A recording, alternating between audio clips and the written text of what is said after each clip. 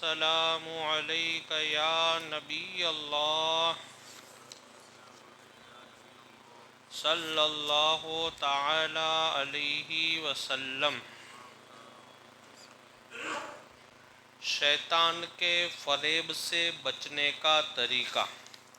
دیکھیے، سب سے پہلے ایک بات آپ یہ وضاحت فرما لیں کہ شیطان انسان کا کھلا ہوا دشمن ہے، اور اس کا ذکر اللہ نے قرآن پاک میں فرمایا کہ بے شک شیطان انسان کے لیے کھلا ہوا دشمن ہے، اور ہر جگہ پر، ہر لمحے اور ہر معاملات میں شیطان انسان کو بہکاتا ہے۔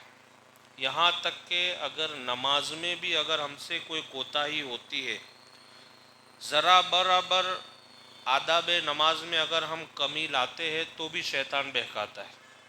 جیسا کہ صفوں میں اگر ہم جگہ رکھتے ہیں تو وہ صف میں بھی شیطان آتا ہے، اور وہ پھر نمازیوں کو ادھر ادھر دیکھنے پر بہکاتا ہے۔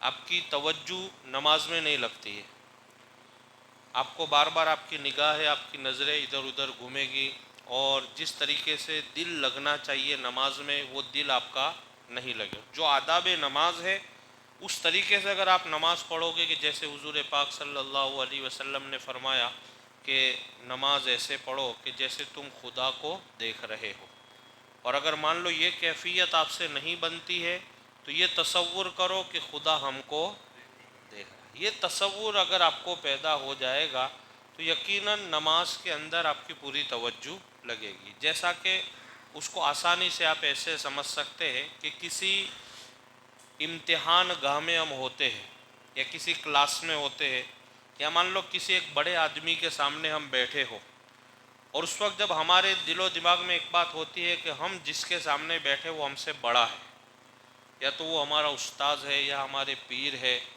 یا ہمارے والد ہے، یا ہم سے کوئی بھی بڑا، چاہے سماج کے اعتبار سے یا دینی اعتبار سے یا دنیاوی اعتبار سے یا کسی بھی مرحلے کے اعتبار سے، جب ہمارے دل و دماغ میں ایک تصور رہتا ہے کہ ہمارے سامنے جو بیٹھا ہے اور ہم جس کے سامنے بیٹھے وہ ہم سے بڑا ہے، تو اس وقت ہم اپنی نظروں کو جھکائے رکھتے ہیں، اور اگر مان لو نظروں کو ہم اٹھاتے بھی ہیں تو بڑے طور طریقے سے اور بڑا خیال رکھتے ہیں کہ نہیں ہم کسی کے سامنے بیٹھے۔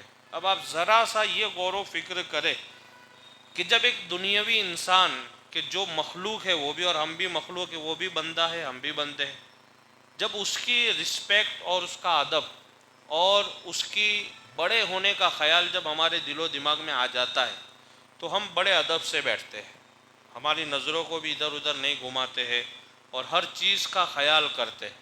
تو بس آپ سوچیں کہ جب ایک انسان دوسرے انسان کو جب بڑا مانتا ہے، اس کا ادب اتنا کرتا ہے، تو یہ تو ہمارا رب ہے، اور وہ تو بڑا ہے، اس کی شان بڑی ہے۔ اللہ اکبر، جس کی شان ہے سب سے بڑا ہے، اس سے بڑا کوئی نہیں ہے، اسی نے سب کو پیدا کیا ہے، اور وہ ذات کبریائی والا ہے۔ تو جب اللہ کی بارگاہ میں ہم کھڑے رہیں گے تو ہمیں تصور یہ ہونا چاہیے کہ ہم ہمارے رب کے سامنے کھڑے، ہمارے خدا کی بارگاہ میں ہم کھڑے ہیں، اور اس رب کی بارگاہ میں کھڑے جو ہمارے جسموں کو بھی دیکھتا ہے اور اندر چھپے ہوئے خیالات کو بھی دیکھتا ہے، کیونکہ اللہ کو تو سب پتہ ہے ہم جس کی بارگاہ میں کھڑے۔ تو اس لیے سرکار علیہ السلام فرماتے نماز ایسے پڑھو جیسے تم اللہ کو دیکھ رہے ہو۔ لیکن اگر مان لو یہ تصور آپ سے نہیں بن پاتا ہے تو آپ یہ تصور پیدا کر لو کہ اللہ ہمیں دیکھ رہا ہے، اور یہ تو آسانی سے بن سکتا ہے کہ بھئی ہمارا خدا ہم کو دیکھ رہا ہے، اور بے شک اللہ کی نظر کرم ہر جگہ پر ہوتی ہے، کیونکہ ہماری اور آپ کی نظر کی بساط اتنی ہوتی ہے کہ جہاں تک ہماری نظر پہنچے، سامنے دیوار آ گئی ہماری نظر کا خاتمہ ہو گیا، اینڈ ہو جائے گا، لیکن اللہ تعالیٰ تو وہاں دیکھتا ہے کہ جہاں ہمیں نظر بھی نہیں آتا ہے، جہاں ہماری نظریں پہنچ بھی نہیں سکتی ہے وہاں اللہ دیکھ رہا ہے۔ ہماری نظر صرف دیوار تک جا رہی ہے، دیوار کے بعد کیا ہے ہم کو پتہ نہیں ہے، لیکن ہمارا رب وہ ہے جس کو یہ بھی پتہ ہے کہ دیوار کے پیچھے کیا ہے، ہر چیز کا وہ جانکار ہے، ہر چیز کا جاننے والا ہے۔ تو بس یہ تصور آپ نماز میں پیدا کر لیں، انشاءاللہ العظیم شیطان آپ پر حملہ نہیں کر سکتا ہے۔ دوسرا، سرکار علیہ السلام نے فرمایا کہ جب آپ نماز پڑھو، قیام کی حالت میں ہو، تو اپنی نظر اپنی سجدے کی نظر جگہ پر رکھو، جہاں پر آپ پیشانی رکھتے ہو وہاں پر جب آپ قیام میں ہو تو اپنی نظریں کہاں رکھنی ہے آپ کو؟ جائے سجدہ پر، جہاں پر ہم سجدہ کرتے. جب آپ رکوع میں جائے تو اپنی نظروں کو اپنے پاؤں کے دونوں انگوٹھوں پر آپ رکھیں، اور جب آپ سجدے میں جائے تو اپنی نظروں کو اپنی ناک کی ڈوڈی پر رکھیں، اور جب آپ قعدے میں بیٹھو تو اپنی نظروں کو اپنی گود میں رکھو. یہ سرکار علیہ السلام نے نماز میں وسوسوں سے بچنے کے لیے فرمایا. اگر اس طریقے سے آپ نماز پڑھو گے تو شیطانی خیال آپ کو آئیں گے نہیں. اور اگر مان لو پھر بھی آپ کو شیطانی خیال آ جاتے ہیں تو اس سے آپ کی نماز میں کوئی فرق آئے گا نہیں، لیکن جو اطمینان ہے وہ آپ کا ختم ہو جائے گا. آپ ذہنی طور پر پریشان ہو جائیں گے. جیسے آپ نے محسوس بھی کیا ہوگا کہ آدمی بہت سوچتا ہے، بہت خیال آتے ہیں اس کا، اور پھر ایک آپ نے یہ بھی دیکھا ہوگا جب آپ نماز پڑھ رہے ہو اور بڑے سکون سے آپ کا دل لگا ہے، وہ جو اطمینان ملتا ہے وہ بھی آپ نے محسوس کیا ہوگا. دونوں چیز آپ نے محسوس کی ہوگی. کبھی دل نہ لگنا اور کبھی دل لگنا، یہ دونوں کیفیتوں کو آپ خوب جانتے ہوں گے. حالانکہ نماز کے لیے کوئی ضروری نہیں کہ آپ کا دل لگے. نماز ہم کو بہرحال پڑھنی ہے، اللہ کی رضا کے لیے ہی پڑھنی ہے. سمجھ گئے؟ چاہے ہمیں لطف آئے یا نہ آئے، لیکن ہم کو اللہ کی رضا کے لیے نماز پڑھنی ہے. بہرحال تو یہ جو شیطانی حملے ہیں اور شیطانی معاملات ہے وہ ایسے ہے کہ انسان کو ہر جگہ پر وہ بہکاتے ہیں. آپ کو کہیں نہ کہیں گمراہی کے دلدل میں وہ پھنسا دے گا. جہاں آپ نیکیاں کرنے کا تصور کرو گے فوراً آپ کو گناہوں کا بھی خیال آنے لگ جائے گا، اور طرح طرح کے خیالات آپ کو آئیں گے کہ معمولی چیز تو ہے، کر لے، پھر بعد میں توبہ کر لینا، اللہ بہت بڑا ہے، یہ ہے، اور یہ دن آ رہا ہے، جمعہ کا دن آ رہا ہے، توبہ کر لینا. یہ آدمی کو خیال آتے ہیں، اور یہ سارے خیال شیطانی ہوتے ہیں. آپ کے ذہن کو وہ مطمئن کرتا ہے کہ بھئی گناہ کر لو، توبہ کر لینا. یہ خیال جو ہے یہ مطمئن کرنے والے خیال ہے آپ کو. لیکن نہیں، آپ کو اس وقت نہیں سوچنا ہے میں کل توبہ کروں اور میرا خدا دیکھ رہا ہے، میں اس کی بارگاہ میں، آپ یہ سوچیں کہ میں اللہ کی بارگاہ میں کیا منہ لے کر کے داؤں، اور میرا رب تو دیکھ رہا ہے، وہ غفور الرحیم ہے، لیکن وہ علیم و خبیر بھی تو ہے، وہ جانتا بھی تو ہے ہمارے حالات کو. تو یہ شیطانی معاملات جو ہے یہ ہر ایک کے ساتھ جڑے ہوئے ہیں، اور آدمی سے قدم قدم پر گناہ ہو جاتا ہے. بولتے ہیں تو گناہ ہو جاتا ہے، بیٹھتے ہیں تو گناہ ہو جاتا ہے. تو اب صاحب کتاب نے اس کو بیان کیا ہے کہ شیطان کے فریب سے بچنے کا طریقہ کیا ہے، اس کا کیا طریقہ ہے. شیطان نے انسان کو گناہوں میں مبتلا کرنے کے لیے اس کے چاروں طرف فریبوں کے جال بچھا رکھے ہیں. اس کے مکر و فریب سے بچنے کے لیے کلمہ طیبہ بہت اکثر ہے. جو کلمہ طیبہ لا الہ الا اللہ محمد الرسول اللہ صلی اللہ تعالیٰ علیہ وسلم، یہ بہت اکثر ہے. اس کو آپ پڑھو گے ثواب بھی ملے گا، ایمان میں تازگی بھی ہوگی، اور آخرت کا خزانہ بھی جمع ہوگا، اور دنیاوی اعتبار سے آپ کو فائدہ یہ ہوگا کہ آپ شیطان کے حملے سے آپ محفوظ رہیں گے. اور جب بھی آپ کلمہ پڑھیں، بلکہ کلمہ نے کوئی بھی ورد اور ذکر کرے، بڑے دل لگا کر کے آپ کریں. ایسا نہیں کہ بس اب آپ نے بیان سنا کہ کلمہ پڑھو تو آپ اس کو ایک دم بہت زیادہ پڑھ رہے، کیونکہ بہت زیادہ جب آدمی پڑھتا ہے تو پھر اس کا خیال بھٹکنے لگتا ہے، پھر وہ خود اپنے آپ کو بہت بوجھ محسوس کرتا ہے. پھر وہ صرف پڑھ رہا ہے لا الہ الا اللہ محمد رسول اللہ، آپ پڑھتے جا رہے، تسبیح آپ جمع کر رہے. آپ کو تسبیح جمع نہیں کرنی، آپ اتنا پڑھیں کہ جب تک آپ کا دل لگتا ہے، اور جب آپ کو لگے کہ اب بس بہت ہو گیا ہے میں نے پڑھ لیا، اب وہاں بند کر دیں. پھر آپ کو جب واپس من کرے، آپ کا دل کرے، کوئی بھی عمل اور کوئی بھی ذکر آپ وہاں تک کرے جہاں تک آپ کا دل لگتا ہے. اور جب آپ کو لگے کہ اب مجھے بس ہو گیا ہے، اب مجھے بند کرنا ہے، وہاں روک دو. ذکر بغیر دل لگی کے ذکر کرنا نہیں چاہیے، بغیر دل کے کوئی ورد بھی آپ نہ کریں. ذکر اور ورد آپ اس کیفیت میں کریں کہ آپ کی پوری توجہ اللہ کی طرف ہونی چاہیے، ہماتن گوش ہو کر کے آپ اللہ کی بارگاہ میں دو. اس لیے حضرت ایک امام نے لکھا ہے کہ آپ اللہ کی بارگاہ میں مانگو اور نہ ملے، ایسا ہو ہی نہیں سکتا ہے. لیکن مانگنے میں کیا ہوتا ہے کہ ہماری توجہ نہیں ہوتی، یا تو پھر توجہ ہوتی ہے تو ہمیں یقین نہیں ہوتا ہے. ہم دعا تو کر اللہ پاک میری یہ پریشانی اس کو آسان فرما دے، لیکن بندہ دعا کے لیے مانگ رہا ہے لیکن اس کو یقین نہیں ہے کہ میرا رب مجھے عطا فرمائے. نہیں، آپ مطمئن ہو جائیں جو آپ نے مانگا ہے اگر جائز ہے تو یقیناً اللہ آپ کو عطا فرمائے گا۔ آپ ایک پختہ ارادہ رکھیں کہ میرا ہاتھ کس کے سامنے پھیلایا ہے، میرا رب وہ ہے جو حکم الحاکمین ہے، جو ہر چیز کا مالک اور خالق ہے، جس کی شان ہے للہ ما فی السماوات و ما فی الارض، جو زمینوں اور آسمانوں کا مالک ہے، ساری ملکیت اس کی ہے، اس کا قبضہ ہے، اور صرف قبضہ نہیں اس کا اختیار بھی ہے، بندے کو جب چاہے جتنا چاہے اور جو چاہے عطا کر سکتا ہے۔ آپ نے اس رب کی بارگاہ میں ہاتھ پھیلایا، آپ اتنا یقین رکھیں، آپ اس کے لیے دعا مانگنے کے بعد کبھی پریشان نہیں ہونا چاہیے۔ اور کئی بزرگان دین نے تو فرمایا کہ جب تمہارا دل اٹھ جائے اور تمہاری زندگی کی حلاوت ختم ہو جائے، تم بے چین اور بے قرار رہو، تو اللہ کی بارگاہ میں ہاتھ پھیلا دو، اللہ تمہاری زندگی میں ایسا سکون عطا فرمائے گا تم نے کبھی سوچا نہیں ہوگا۔ لیکن ہم اس کا الٹا کرتے ہیں، جب ہم بہت سکون ہوتے ہیں تو دنیا میں سکون تلاش کرتے ہیں، بے چینی ہوتی ہے تو وہ چین کو دور کرنے کے راستے ہم دنیا اور دنیا والوں کے پاس جا کے تلاش کرتے ہیں، بالکل اس کا الٹا کرتے ہم۔ حالانکہ قرآن میں بھی اللہ نے فرمایا کہ تم میرا ذکر کرو تمہارے دلوں کو سکون مل جائے گا۔ تو اس لیے کبھی بھی کوئی بھی معاملات، اور دیکھیں انسان ہے، سب کے ساتھ پریشانیاں اور ہر طریقے کی چیزیں ہوتی رہتی ہے، کسی کے ساتھ مالی معاملات ہے، کسی کے ساتھ معاشرتی معاملات ہے، کسی کے ساتھ سماجی معاملات ہے، کسی کے ساتھ گھریلو معاملات ہے، کسی کے ساتھ جسمانی معاملات ہے، یہ سارے معاملات ہر ایک کے ساتھ جڑے ہوئے ہیں۔ اور صرف پیسے کا نہ ہونا یہ غریبی نہیں ہے، یہ تو کہ ہم نے ایک ذہن بنا دیا کہ ہمارے پاس پیسہ نہیں ہے تو ہم غریب ہیں، نہیں، غریبی کا مطلب یہ نہیں ہے کہ آپ کے پاس پیسہ نہیں ہے، پریشانیاں جب آدمی کے پاس آ جائے تو وہ غریب ہو جاتا ہے، سمجھ گئے؟ اب میرے مثال کے طور پر سمجھانے کے لیے بتا رہا ہوں کہ جیسے میں ہوں، میرے پاس پیسہ نہیں، اب میں نے سمجھ لیا کہ میں بہت غریب ہوں، بہت پریشان ہوں، لیکن نہیں، پریشانیاں سب کے پاس، بڑے سے بڑے امیروں کے پاس پریشانی ہے، لیکن ان کی غریبی کسی اور طرح کی ہے۔ بہت مالدار آدمی ہوتا ہے، اس کو رات کو نیند نہیں آتی ہے، اب وہ اس کے لیے پریشان ہے، وہ لوگوں کو ڈھونڈتا ہے کہ میں لاکھوں کروڑوں دینے کو تیار ہوں، مجھے کوئی ایسا علاج دو کہ مجھے چین کی نیند آ جائے۔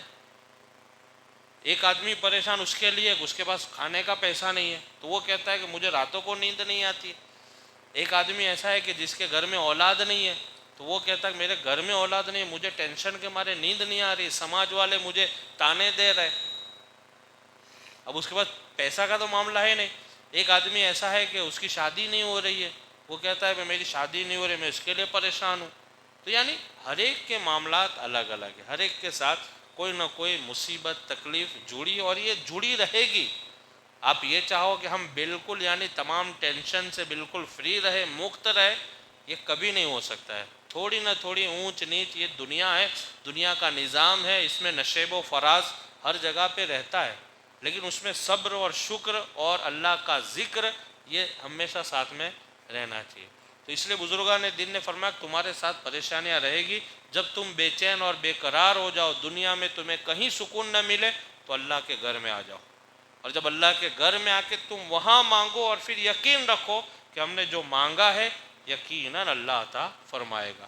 تو صاحب کتاب نے خلاصہ فرمایا حدیث رسول کی روشنی میں کہ شیطان کے جال ہر جگہ بچھے ہیں، اور اس سے بچنے کے لیے سب سے اعلیٰ علاج اور اعلیٰ درجے کا اگر کوئی علاج اور کوئی دوا ہے تو وہ ہے کلمہ طیبہ۔ آپ اس کا ورد کریں، اس کا ذکر کرتے رہے، انشاءاللہ کبھی شیطان آپ پر حملہ نہیں کرے گا۔ پھر آگے فرماتے حضرت ابو بکر صدیق رضی اللہ تعالیٰ عنہ سرکار دو عالم صلی اللہ تعالیٰ علیہ وسلم سے نقل فرماتے ہیں کہ لا الہ الا اللہ اور استغفار کو بہت کثرت سے پڑھا کرو۔ ایک کلمہ طیبہ اور دوسرا کیا؟ استغفار، استغفر اللہ ربی من کل ذنب و اتوب الیہ۔ استغفار بھی یہ بہت بڑی طاقت والا عمل ہے۔ حضرت امام حسن مجتبی رضی اللہ تعالیٰ عنہ کے پاس ایک مرتبہ آپ بیٹھے تھے تو 3-4 لوگ آئے، اس میں سے ایک آدمی نے کہا کہ حضور میرے پاس اولاد نہیں ہے، تو آپ نے فرمایا استغفار پڑھو۔ پھر دوسرا آدمی آیا، اس نے کہا حضور میرے پاس روزی نہیں ہے، کہا استغفار پڑھو۔ پھر تیسرا آدمی کہا حضور میں بیمار رہتا ہوں، آپ کوئی عمل عطا فرمائے، کہا استغفار پڑھو۔ چوتھا آدمی تھا، اس نے سوال کیا حضور سوال 3، اور علاج ایک، تو آپ نے فرمایا علاج ایک نہیں ہے، الگ الگ علاج ہے، لیکن اس میں اللہ نے ساری برکتیں رکھی، استغفار میں اللہ نے ساری برکتیں رکھی۔ آپ ایسا نہیں کہ آپ سے گناہ ہو جب بھی آپ استغفار پڑھیں، نہیں، آپ ایسے بھی پڑھا کریں، اس کی برکتیں اللہ اتنی عطا فرمائے گا کہ کبھی آپ نے سوچا نہیں ہو۔ صرف گناہ کے بعد ہی اپنے آپ کو استغفار پڑھنا ایسا نہیں ہے، بغیر گناہ کے بھی آپ استغفار پڑھو گے تو اس کی بھی برکت ہے۔ اگر گناہ ہوا ہے تو معاف ہو جائے گا، اور گناہ نہیں ہوا ہے تو وہی استغفار آپ کے درد کی دوا بن جائے گا۔ سمجھ میں آ گئی بات؟ تو یہ استغفار بھی بہت بڑی طاقت ہے۔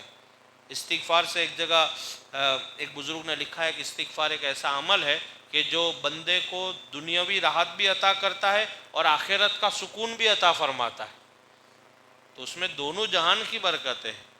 بہرحال تو حضرت ابو بکر صدیق نقل فرماتے ہیں کہ لا الہ الا اللہ اور استغفار کو بہت کثرت سے پڑھا کرو۔ یہ حضور پاک نے فرمایا، شیطان کہتا ہے میں نے لوگوں کو گناہوں سے ہلاک کیا اور انہوں نے مجھے لا الہ الا اللہ اور استغفار سے ہلاک کر دیا۔ سمجھ میں آئی بات؟ یعنی شیطان کہتا ہے میں لوگوں کو گناہوں میں ڈال کے ہلاک کرتا ہوں، لیکن جب وہی لوگ کلمہ پڑھتے ہیں میں ہلاک ہو جاتا ہوں، میں برباد ہو جاتا ہوں۔ وہی لوگ جب استغفار پڑھتے ہیں تو میں ہلاک۔ اب اس سے بڑی بات کیا ہوگی؟ تو یہ بہت بڑا عمل ہے۔ جب میں نے یہ دیکھا تو میں نے ان کو ہوائے نفس سے ہلاک کیا اور وہ اپنے آپ کو ہدایت پر سمجھتے رہے۔ یعنی جب انسان یہ پڑھتا رہتا ہے اور پھر بعد میں شیطان اس پر حملہ کرتا ہے، اب ظاہری بات ہے شیطان جب حملہ کرتا ہے اور اس حملے میں اگر ہم آ جاتے ہیں، سمجھ گئے، اور ہم اپنے آپ کو یہ سمجھتے ہیں کہ نہیں اب میں کامیاب ہو گیا ہوں، تو آدمی کیا کرتا ہے؟ وہ عمل چھوڑ دیتا ہے۔ پھر کیا کرتا ہے؟ وہ عمل چھوڑے۔ پھر شیطان ان کو ہوائے نفس کا مطلب ہوتا ہے نفسانی خواہشات۔ جیسے مثال کے طور پر سمجھانے کے لیے بتا رہا ہوں، جیسے میں ہوں، اب میں نے سوچا کہ میں تو امام ہوں، میں تو پڑھتا بھی ہوں، یہ کرتا ہوں وہ کرتا ہوں، اب مجھ پہ شیطان حملہ نہیں کر سکتا ہے۔ اب وہی چیز ہے سمجھو کہ شیطان کے حملے میں آنے والی بات، جیسے ہی میں نے یہ سمجھا کہ شیطان مجھ پر حملہ نہیں کرے گا، بس وہیں سے چالو ہو جائے گا، شیطانی حملے شروع ہو جائیں گے۔ میرے پیارے آقا صلی اللہ علیہ وسلم کے پیارے دیوانوں، شیطان جو ہمارا سب سے بڑا دشمن ہے، وہ ایک لمحے کے لیے ہم سے غافل نہیں، لیکن تعجب ہے کہ ہم اس سے بالکل غافل ہیں۔ وہ ہم سے غافل نہیں ہوتا ہے، کبھی وہ موقع نہیں چکتا ہے کہ ہم کو بہکانے میں، لیکن ہم اس سے غافل رہتے ہیں۔ میں سمجھتا ہوں کہ مجھے شیطان نہیں بہکا رہا ہے، آپ سمجھ رہے ہیں مجھے شیطان بہکانا ہے، تو وہ جو سمجھنا ہے نا وہی شیطانی حملہ ہے۔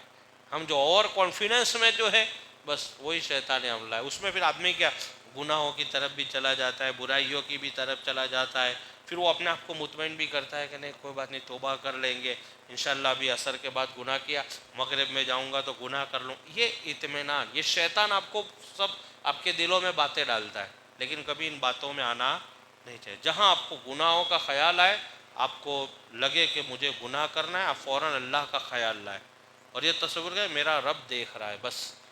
اس لیے سرکار دو عالم صلی اللہ علیہ وسلم کی حدیث پاک ہے، جب بندے کو یہ یقین ہو جائے کہ میرا رب مجھے دیکھ رہا ہے تو اس کو کبھی گناہوں کا خیال نہیں آ سکتا ہے۔